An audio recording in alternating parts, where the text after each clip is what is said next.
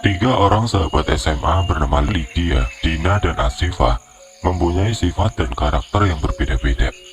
Dina terkesan tomboy dengan aksesoris lengkap ala Avril Lavigne, pakai handband, kaos kaki belang, dan suka pakai topi. Tapi wajahnya manis dengan lesung pipit di kedua pipinya. Asifa seorang cewek sederhana dengan hijab dan berwajah kalem. Banyak sekali lelaki yang menginginkannya, tapi dia selalu cuek dan tidak pernah tertarik. Sedangkan Lydia adalah cewek paling cantik di antara mereka. Kulitnya putih, rambutnya lurus panjang sepunggung, dengan poni untuk menutupi jidat lebarnya. Dia sangat feminim dan selalu mengutamakan kebersihan. Tapi anehnya, tidak pernah ada lelaki yang memperlihatkan ketertarikan padanya. Sepulang sekolah, ketiganya sudah berencana jauh-jauh hari untuk nonton film terbaru di bioskop mall terdekat. Sampai rumah langsung ganti baju ya, gercep guys, kata Dina. Sholat dulu terus makan dulu lah, uang sakuku cuma sedikit, biar gak pakai makan di sana, jawab Asifa. Lydia pun berkata, udah pokok tak tunggu di rumah, jam 2 tepat filmnya dimulai. Ketiganya lalu pulang ke rumah masing-masing dan segera bersiap ke rumah Lydia karena memang rumahnya yang paling dekat dengan mall tujuan. Hanya butuh setengah jam saja, keduanya sudah di rumah Lydia. Rumah Lydia besar dan asri, terdapat pagar besar bercat abu-abu di pintu gerbangnya. Dina dan Asifa dipersilakan masuk. Udah dipesen tah grabnya? Tanya Dina ke Lydia. Sudah dari tadi, gak tahu orang ini dari tadi. Kok diam gak jalan-jalan gini? Sambil memperlihatkan aplikasi pada ponselnya ke Dina. Tidur mungkin? Sabar toh nona-nona, mungkin banyak bocor atau masih makan orangnya, sahut Asifa. Selang 10 menit, taksi online pesanan Lydia baru mengklakson mobilnya di depan. Lamanya, sampai pingsan ini. Bapak lagi ngapain sih? Ledek Dina sambil segera duduk di samping sopir. Maaf mbak, tiba-tiba mules perutku tadi itu. Lida dan Asifa juga sudah duduk di belakang. Tidak menunggu lagi, mobil segera melaju ke tempat tujuan.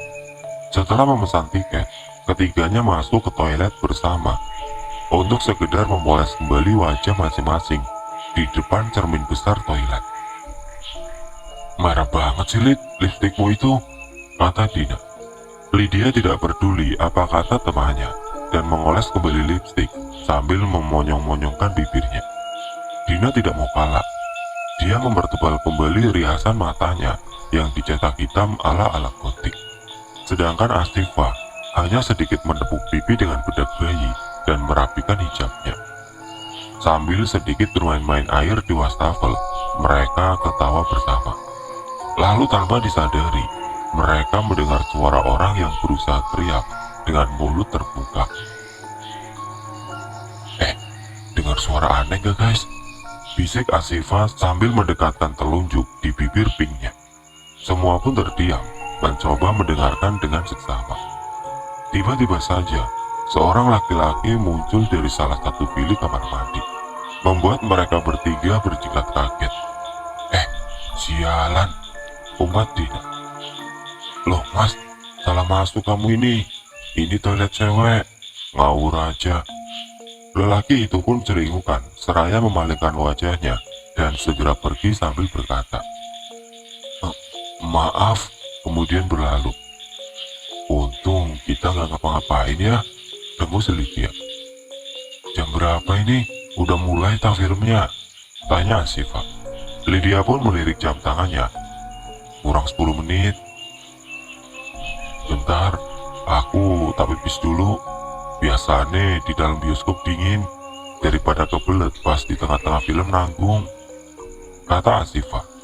Dia pun segera membuka pintu toilet yang tadi dipakai oleh lelaki yang salah masuk. Seketika Asifa terkaget. Astagfirullah. Tidak disangka menemukan seorang gadis telah meninggal sambil melotot, sembari memegang selang yang melingkar di lehernya. Kedua temannya langsung ikut melihat apa yang ada di depan Asyifa, kemudian berteriak dan membungkam mulut masing-masing. Berarti lelaki yang tadi... Dina tidak dapat melanjutkan kata-katanya. Mereka pun dibuat kebingungan. Terus kita harus ngapain? Telepon polisi tak? Usul Lydia. Gila apa kamu? Aku gak mau punya urusan sama polisi. Mending pura-pura gak tahu aja. Pasti panjang ini nanti. Sambil memegang jidatnya, Dina berucap demikian. Aku juga takut orang tuaku kepikiran, sahut Asyifa. Kasihan lo guys mbaknya ini, kata Lydia sambil melirik mayat di depannya. Tidak ambil pusing, Dina pun segera pergi dari toilet, disusul Asyifa. Loh guys, gak punya kasihan kalian itu, kata Lydia sambil setengah berteriak dan mengikuti kedua temannya keluar. Dina dan Asyifa berjalan cepat sambil melihat sekeliling, takut ada yang melihatnya dan salah asumsi. Lydia pun mengekor di belakangnya. Ya Allah guys, gimana nasibnya mbak itu tadi? Dina langsung menyahut. Kalau kamu kasihan, ya urus saja sendiri, jangan ikut-ikutin aku. Karena takut, Lydia tidak berani berbuat apa-apa. Mereka pun masuk ke gedung bioskop dan segera duduk di kursi yang telah dipilih. Aku masih kepikiran mbak itu tadi guys, wajahnya kok terbayang terus di otakku. Dingin pula di sini, jadi merinding gini, kata Asyifa sambil memeluk dirinya sendiri. Ketika Lydia menoleh di samping kanannya, dia melihat lelaki di toilet tadi sedang duduk di kursi seberang mereka bertiga. Satu kursi di sebelahnya kosong, entah belum ada yang pesan atau orangnya tidak jadi nonton. Lydia berbisik kepada kedua temannya. Guys, orang itu tadi, ucap Lydia lirih sambil memberi isyarat dengan melirikan matanya ke ujung kanan. Dina yang duduk di tengah hanya sedikit melirik untuk memastikan. Udah bersikap biasa aja guys, seakan kita nggak ngerti apa-apa, biar orangnya nggak curiga, ujar Dina setengah berbisik. Film sudah sampai di pertengahan, tapi ketiga sahabat itu tidak fokus dengan apa yang mereka tonton karena kegelisahan masing-masing. Tiba-tiba, Asyifa tertarik untuk menoleh dan melihat seseorang di samping kiri lelaki itu. Perasaan, tadi kursi itu kosong, kapan datangnya? Ucapnya dalam hati. Asyifa berusaha memperjelas penglihatannya. Di sana, ia melihat seorang wanita dengan kardigan pink dan rok selutut, sedang fokus melihat film di depannya. Dia seperti pernah melihat wanita tersebut. Mencoba mengingatnya, dan Asyifa langsung memejamkan mata sambil membungkam mulutnya. Kenapa kamu ini? Buang film romance kok takut sendiri? Gak ada adegan serem-seremnya non, kata Dina ketus. Itu Din, mbak itu tadi, jawab Asyifa sambil menunjuk kursi di seberang Lydia. Kedua temannya menoleh bersamaan dan mendapati kursi itu kosong. Lelaki yang duduk di sebelah kursi itu pun seketika menoleh melihat mereka bertiga. Ketiganya langsung membuang muka depan layar bioskop dan berusaha tenang meski detak jantung berdebar cepat. Lydia berusaha menahan ketakutannya, tapi lelaki itu semakin mempertajam pandangan padanya hingga ia segera berdiri dan keluar dari gedung itu. Kedua temannya segera menyusul. Makin kelihatan kalau kamu begini, teriak Dina di belakangnya. Kamu enak di pinggirku, nggak kelihatan langsung wajahnya orang itu. Lah aku pas di pinggirnya, takut dicekik aku, sambil mempraktekkan tangan di lehernya sendiri. Udah, ayo pulang aja, daripada ketemu orang itu lagi, ajak Asyifa sambil mengetik ponselnya memesan taksi online. Saat di dalam mobil, Asyifa terlihat gelisah sambil melirik ke sana kemari. Kamu tadi lihat apa sih, Fa? Kok sepertinya ketakutan gitu? Tanya Dina. Aku lihat mbak yang di toilet tadi, jawabnya. Yang benar kamu itu? Tanya Dina mencoba membenarkan. Asifa mengangguk keras, tanda mengiyakan, sambil mengangkat tangannya membentuk huruf V. Swear. Semua pun saling berpandangan dengan wajah yang penuh ketakutan. Udah, lupakan aja semua. Anggap kita nggak pernah lihat kejadian itu, saran Lydia. Semua pun mengangguk dan saling memegang tangan. Keesokan paginya di sekolah, ketiga sahabat itu sudah hampir melupakan kejadian kemarin dan mencoba untuk tidak membahas apapun. Katanya hari ini bakal ada guru baru, soalnya Pak Wira udah pensiun, kata Dina di dalam kelas. Iren teman sebangkunya menambahkan, iya, katanya masih muda loh, masih kuliah, mau lulus tapi... Semuanya pun tertawa nakal, tidak sabar menunggu kedatangan guru muda kali ini. Selang beberapa menit, Pak Hari muncul. Pagi anak-anak, tanpa berbasa-basi kali ini, saya akan memperkenalkan guru pengganti Pak Wira, yakni Pak Anton. Silakan masuk, Pak. Dan betapa kagetnya ketiga gadis SMA ini saat melihat wajah lelaki yang masuk ke kelasnya adalah lelaki yang mereka takuti. Asifa langsung membungkam mulutnya dan melirik kedua temannya. Dina dan Lydia pun saling berpandangan. Udah tenang aja, kata Lydia mencoba menenangkan. Tapi Asifa terus ketakutan dan ingin menangis. Nafasnya semakin memburuk. Lydia yang duduk sebangku dengannya mengelus-ngelus pundak sahabatnya itu. Asifa, kenapa? Tanya Pak Hari. Enggak apa-apa, Pak, jawab Lydia. Pak Anton langsung memutar netranya melihat Asifa penuh selidik. Silakan Pak Anton, saya serahkan kelas ini kepada Bapak dan saya mohon pamit. Anak-anak, jangan nakal ya. Mari Pak, kata Pak Hari seraya meninggalkan kelas. Pelajaran pun dimulai dengan baik sampai jam istirahat tiba. Tapi Asifa terus menundukkan pandangannya dari Pak Anton, seakan takut akan sesuatu. Bel pun berbunyi, tanda pelajaran berakhir. Pak Anton segera merapikan buku dan keluar kelas. Semua murid berhamburan keluar kelas, kecuali tiga sahabat itu. Dina langsung memutar badannya ke belakang untuk melihat kawannya yang gelisah itu. Udah, Fa, kita kan udah sepakat melupakan kejadian itu. Kamu gak lihat apa, tah?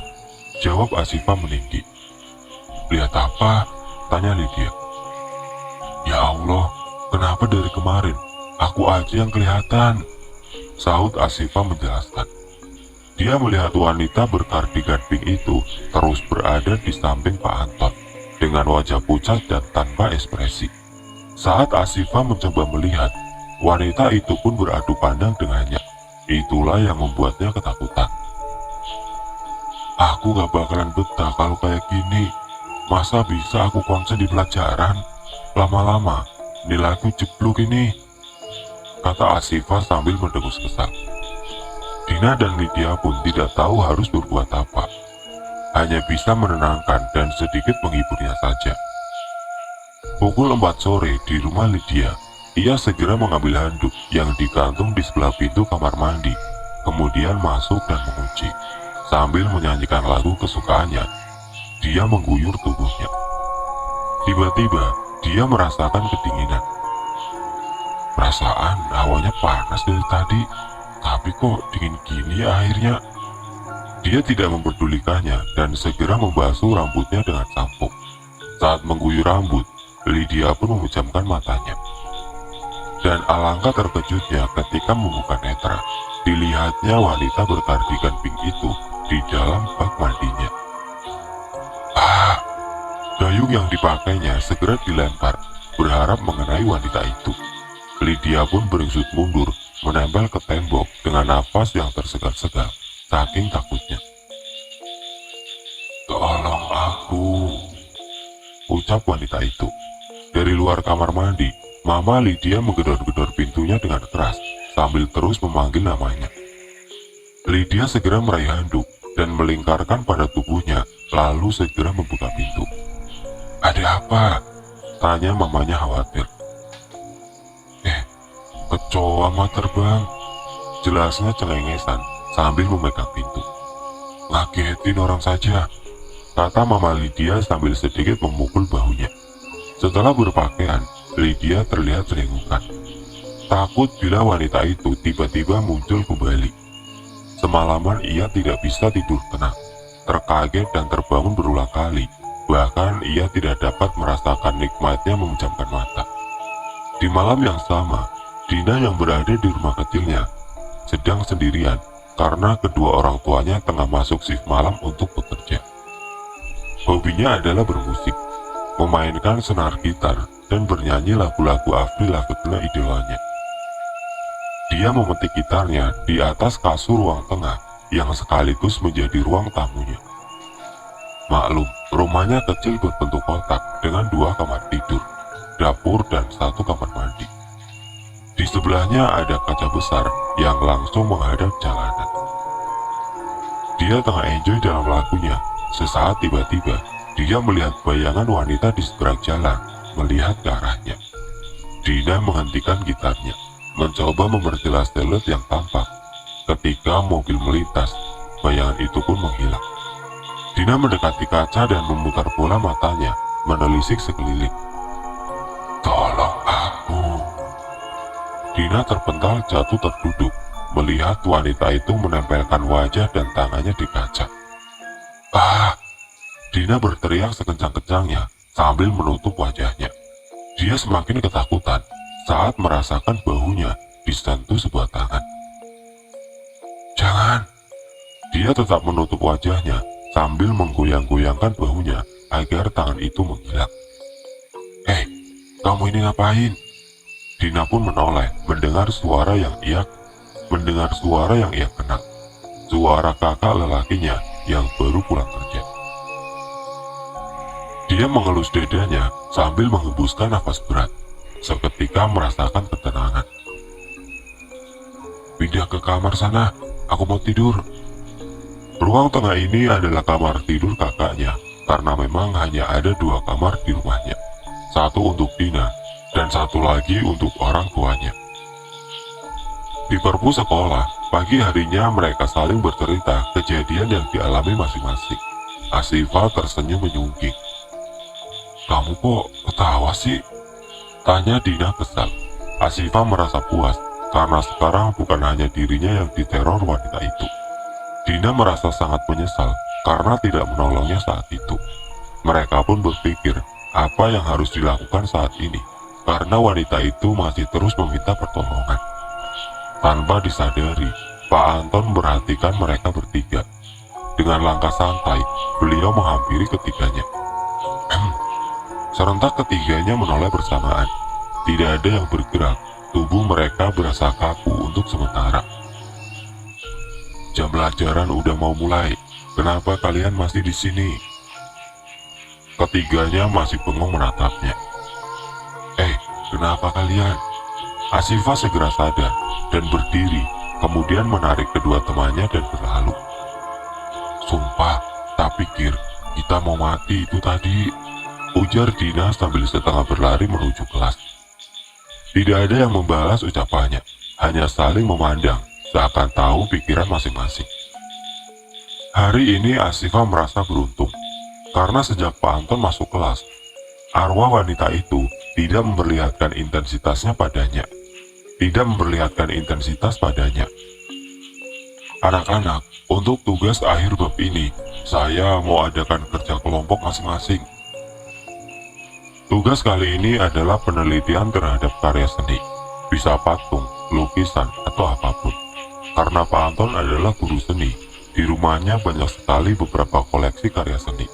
Untuk itu tugasnya akan dikerjakan secara bergiliran di rumah Pak Anton selepas pulang sekolah.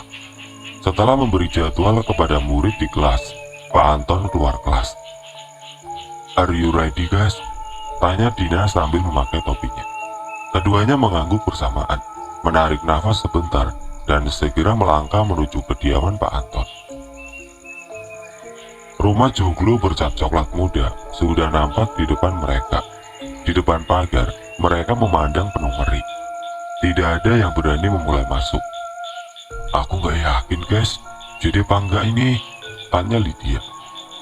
Sambil menggigit selempang tasnya, Asifah membalas, "Kalau nggak demi tugas sekolah, aku nggak bakal mau masuk neraka." Di dalam pagar, seorang ibu yang duduk di teras menyadari ada tamu di depan pagarnya. Kemudian melambaikan tangannya dan mengisyaratkan untuk masuk. Ketiganya hanya saling memandang, tapi sang ibu terus menyuruh mereka untuk masuk. Dengan berat hati, Dina membuka engsel pagar dan mempersilahkan kedua temannya melewatinya. Asifah mendahului keduanya. Dengan setengah menunduk dan untuk menunjukkan rasa hormatnya, dia menyilangkan hijabnya. Kemudian mengucap salam. "Assalamualaikum. Ini saya sama teman-teman murid Pak Anton, Bu. Ada tugas ke sini. Pak Anton ada." Tanpa berdiri dari duduknya, wanita parubaya yang memakai gamis batik coklat itu menaruh cangkir teh di meja sebelahnya. "Waalaikumsalam. Saya Bu Asti, ibunya Pak Anton. Sudah tahu kok kalau bakal ada tamu. Tapi Pak Anton belum pulang. Mari ikut Ibu," jelasnya sambil berjalan di samping rumahnya. Asifah terlihat ragu. Dina meliriknya dan mengisyaratkan untuk mengikuti Bu Asti. Mereka diajak ke sebuah ruangan di mana terdapat banyak sekali barang-barang bernilai seni di dalamnya. Ketiganya mengamati semua barang-barang yang ada. Dindingnya penuh dengan lukisan abstrak. Beberapa penghargaan dan piala. Ada beberapa patung juga di pojok-pojok ruangan. Tapi yang paling membuat mereka penasaran adalah bingkai-bingkai foto di atas meja. Lydia mengambil salah satu foto di atas meja dan menunjukkan kepada Bu Asti. "Bu, ini siapa?" Wanita itu melirik bingkai di tangan Dina. "Oh, itu adiknya Anton, namanya Nisa." Garis bibirnya tiba-tiba menurun, menyiratkan sebuah kesedihan. Asifah memberanikan diri untuk bertanya. "Maaf Bu, ada apa?" Bu Asti terlihat cemas, kemudian Lydia langsung berinisiatif mengambilkan kursi untuknya. Bu Asti segera duduk dan menutup matanya seakan menahan air matanya. "Nisa hilang. Udah 2 minggu yang lalu. Saya udah minta tolong polisi, tanya teman-temannya, tapi sampai sekarang belum ada kabarnya." Ketiganya semakin penasaran dan mencoba untuk menguliknya. Sambil menyibakkan rambut panjangnya ke belakang, Lydia bertanya, "Mbak Nisa sama Pak Anton deket banget ya, Bu?" "Mbak Nisa sama Pak Anton deket banget, Bu." Bu Asti mengangguk, kemudian menceritakan bahwa keduanya bukan saudara kandung. Anton diangkat menjadi anak saat berusia 10 tahun, dan saat itu Nisa berusia 7 tahun. Mereka hanya mempunyai 1 anak, karena setelah kelahiran Nisa, rahim Bu Asti diangkat karena kanker yang dideritanya. Dengan adanya Anton, Bu Asti merasa keluarganya menjadi lengkap dan utuh, apalagi melihat keduanya yang saling menyayangi. Sembari mendengarkan Bu Asti berdongeng, Aisyah menelusuri ruangan itu. Tiba-tiba, mereka dikagetkan suara Asifah yang berteriak. Semua menoleh dan mencarinya. Ditemukannya Asifah sedang terduduk sambil menopang tangannya di belakang seperti ketakutan. Asifah langsung menunjuk sebuah patung di depannya. Dina dan Lydia tercengang, membuka mulutnya, melihat penampakan patung yang mirip dengan Mbak Nisa dengan pakaian lengkap saat terakhir mereka melihat di toilet. "Ini patungnya Nisa," katanya Anton, "buat mengenang dia, biar ibu bisa lihat tiap hari," kata Bu Asti sambil mengusap-ngusap wajah patung itu. Asifah dibantu kedua temannya berdiri. Entah melihat patung itu seakan melihat Nisa hidup. Ketiganya bergidik ngeri saat berpelukan. Ketiganya bergidik ngeri saling berpelukan. Belum hilang rasa kaget, mereka dikejutkan kembali oleh kedatangan Pak Anton di belakang mereka. "Udah lama tak nunggunya." "Ah?" Ketiganya tersentak kaget sambil mengelus dada masing-masing. "Ngagetin aja, Ton," kata Bu Asti. "Ya udah, kalau gitu, tak tinggal masuk rumah aja ya. Kamu udah datang." Mereka masih takut saling berpelukan sambil menatap Pak Anton. "Kenapa lihat saya seperti itu?" Seketika, mereka segera melepaskan tangan masing-masing. Silahkan dilihat-lihat, mau pilih yang mana buat tugas kalian. Tak ambilkan minum sebentar, sepertinya kalian sedang shock. Anggukan secara bersama menutup pertemuan tiba-tiba itu. Dina mendengus kesal. Kok bisa ya orang itu santai setelah membunuh orang? Terus emangnya nggak ada tahu mayatnya tak setelah kita? Kok sampai sekarang Mbak Nisa belum ketemu? Aku nggak mau mikir terlalu dalam, takut Pak Anton curiga sama kita, kata Asifa. Bu Asti menghampiri lagi ke ruangan itu. Bertepatan dengannya, Pak Anton membawa baki isi minuman untuk ketiganya. Ton, Ibu pamit. 3 hari mungkin Ibu pulang. Ajenge teng pundi Bu? Sahut Dina. Bu Asti tersenyum. Mau ke budenya Anton, Mbak Sari, kakakku. Sambil melangkah menuju pintu, Bu Asti kembali berbalik. Jangan buat kekacauan ya Ton. Bapak ikut aku. Orangnya udah di depan masuk taksi. Pak Anton mengangguk dan tersenyum ke ibunya. Terlihat begitu tampan dengan kumis tipis melingkar di atas bibirnya. Rambut disingkar ke belakang, menambah kesan maco dan seksi. Lydia terperangah, pipinya memerah semu karena terpesona. Ketakutan itu seakan sirna sekejap saja. Senyum-senyum sendiri, gila tak? Sambil menyenggol bahunya ke tubuh Lydia, Asifa menggoda. Dina pun menambahkan, awas tertarik, gak takut nasibmu kayak Mbak Nisa tak? Lydia memutar bola matanya sembari menghembuskan nafas, kemudian berbisik, wajarlah guys, aku wanita normal loh. Pak Anton menghampiri ketiganya dan menyodorkan minuman, kemudian tersenyum. Silakan, aku tunggu di meja depan ya. Kalau ada yang ditanyakan, monggo saya bantu. Semua mengangguk. Lydia hampir tidak mengedipkan mata saat menatap Pak Anton tersenyum. Benar-benar idaman pikirnya. Kedua temannya tersenyum menggoda, seakan tahu isi pikiran Lydia. Ngapain senyum? Jorok cuk dirimu. Sahut Dina membuyarkan lamunan Lydia. Duh, bibirnya yang belah tengah itu loh, gak nahan. Pengen tak gigit aja. Kebayang gelinya kena kumis tipisnya. Seakan tidak punya malu, Lydia mengungkapkan jalan pikirnya. Meledaklah tawa ketiga sahabatnya itu. Kebanyakan nonton drakor kamu ini. Pikiranmu wong ciuman ae. Boleh nona, nanti sertanya lewat loh. Serentak keduanya berkata, Engge Bu Nyai. Kemudian tertawa lepas. Lydia segera mengambil gelas, mengisi ketiga gelas dan segera bertulang dengan kedua temannya. Seakan belum hilang dahaga, mereka meminum kembali es buatan Pak Anton itu. Es teh buatannya aja, manis kayak gini, apalagi kecupannya. Asifa menghentikan minumannya. Loh, ya diterusin. Ketiganya tidak bisa menahan tawa, terus tertawa hingga akhirnya gelap menyelimuti dan hilang. Lydia tersadar mendapati dirinya terduduk dengan kaki selonjoran yang terikat. Saat mencoba untuk membuka tali, ia merasakan tangannya juga diikat. Ia menoleh ke kanan dan kirinya. Kedua temannya belum sadar, tangan mereka terikat menjadi satu ke belakang. Ketakutan menyerangnya, ia menggoyang-goyangkan tangannya, berharap kedua temannya sadar. Air mata pun tidak terbendung lagi. Guys, bangun. Duk, duk. Lydia menoleh ke arah sumber suara. Dilihatnya Pak Anton sedang mengaduk semen, agak jauh di depannya. Dia tidak memakai baju, hanya celana.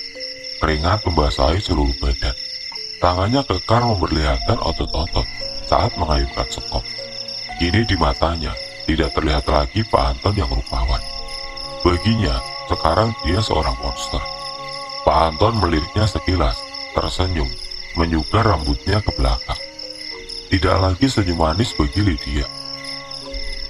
Sudah bangun, tunggu ya bentar lagi. Bapak mau main-main sama kalian. Adonannya udah mau jadi kok. Bajingan, teriak Lydia menyadarkan Dina dan Asifah. Keduanya kebingungan. Asifah masih merasa pusing, pandangannya agak kabur. Menggeleng-gelengkan kepala, berusaha membuat penglihatannya membaik. Dina menoleh ke sana kemari, memperjelas kesadarannya. Apa-apaan ini?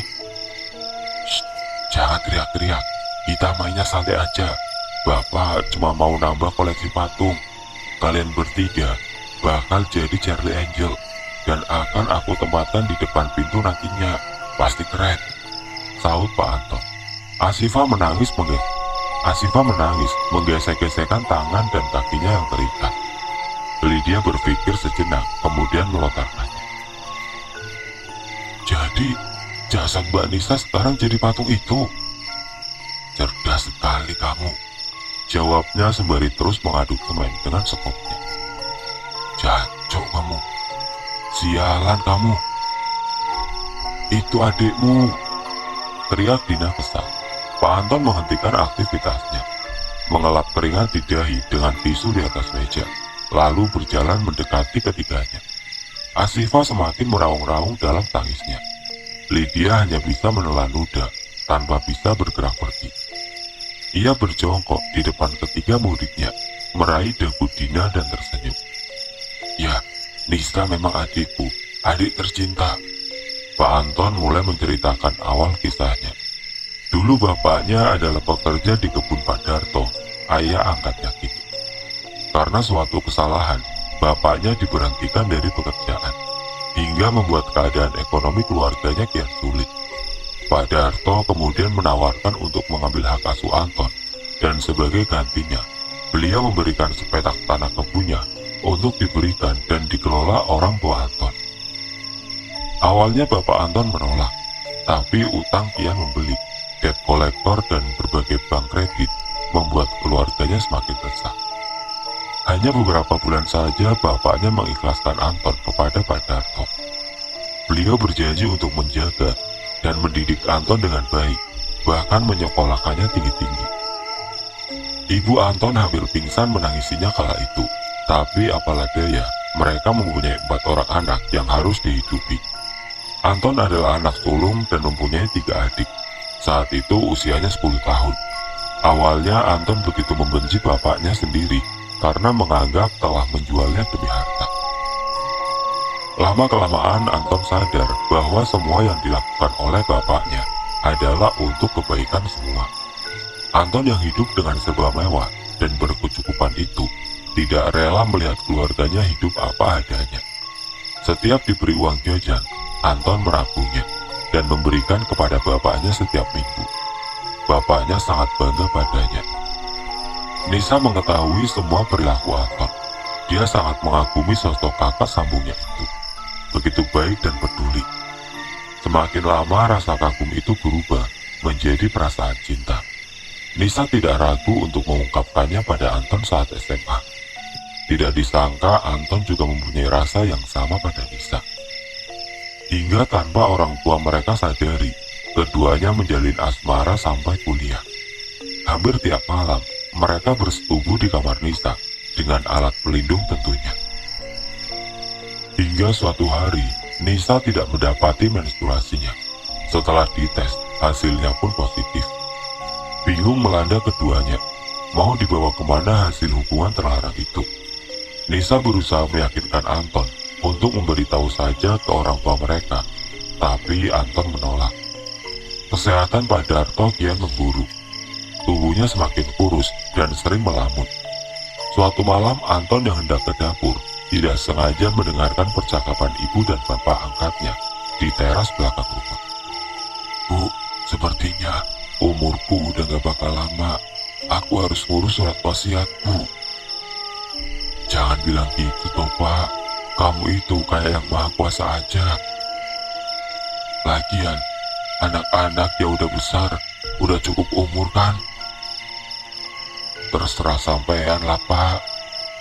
Aku ingin mewariskan semua hartaku pada Nisa, Bu.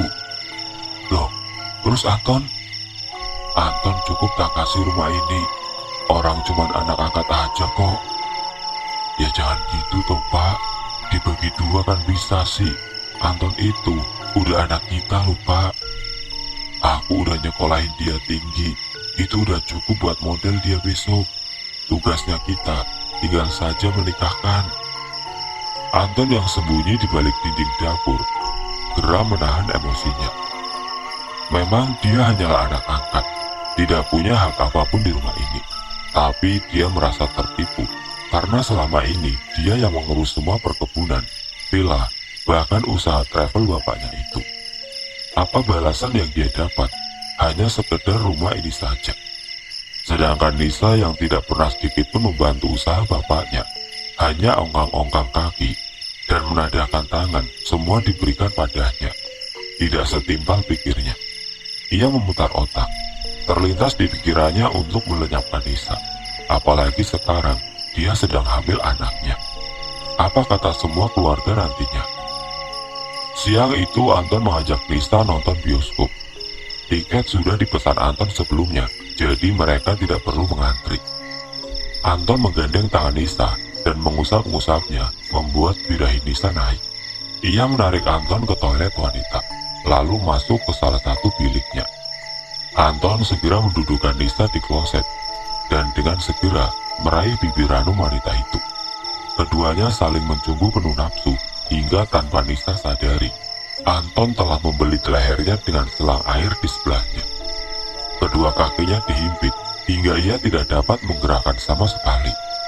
Sesaat ia mendengar suara gadis-gadis tertawa di depan. Ia berusaha teriak dan menarik selang yang melingkar di lehernya. Tapi apalah daya, kerongkongan sudah keluh, tidak lagi mengeluarkan suara.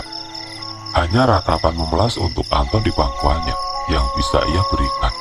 Seakan tidak punya belas kasih, Anton malah mengencangkan belitanya hingga Nisa menemui ajalnya.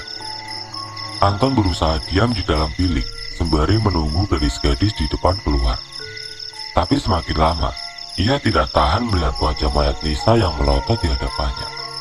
Takut, resah dan bingung, ia rasakan. Tidak bisa menahan lagi. Anton dengan keras membuka pintu bilik dan mendapati 3 gadis di depannya. Ada yang mengumpat kaget. Anton bingung celingukan. Sial. Loh mas, salah masuk. Iki toilet cewek. Keringatnya mengucur, takut bila mereka bakal lapor polisi. Ternyata dugaannya salah. Mereka meninggalkan Nisa begitu saja. Sejenak ia berpikir apa yang harus dilakukan. Lalu ia melihat seorang cleaning service masuk ke sebuah ruangan.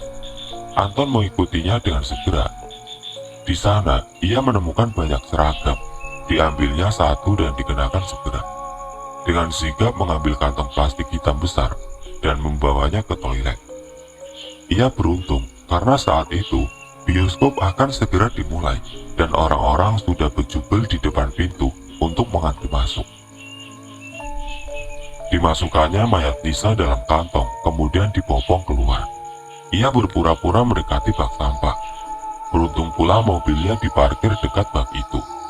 Dengan awas dan hati-hati, sambil mengawasi keadaan sekitar, Anton menyembunyikannya dalam bagasi mobil. Setelahnya ia kembali masuk ke gedung bioskop dengan sikap setenang mungkin dan duduk dengan santai. Sudah paham, katanya pada ketiga gadis di depannya. Mohon lepaskan kami akan tutup mulut selamanya, aku janji, pinta Asifah memelas. Dina yang berada di depan Anton menatapnya tajam penuh amarah. Pembunuh, kau bukan hanya membunuh Mbak Nisa, tapi juga darah dagingmu sendiri. Manusia macam apa kau ini? Anton berdiri mendekati patung Nisa, kemudian mengelus perutnya. Aku sudah mengabadikannya, dan ini akan menjadi kenangan terindah bagiku. Kami gak ada hubungannya dengan ini. Sekarang, lepaskan kami, bentak Lydia. Anton menoleh, kemudian mendekati Lydia. Kau sungguh mirip dengan Nisa. Rambutnya sambil membelai rambut Lydia. Kulitnya mengusap kulit tangan Lydia. Dan bibirnya menggenggam wajah Lydia dan mendekatkan pada wajahnya. Lydia melotot, menahan ketakutannya. Tanpa disangka, Lydia meludahi wajah Anton. Anton kaget, sesaat kemudian mengeluk bibir Lydia dengan ganas. Lydia mengerang sambil menggoyang-goyangkan badannya. "Lepaskan, sial!" umpat Dina di sebelahnya.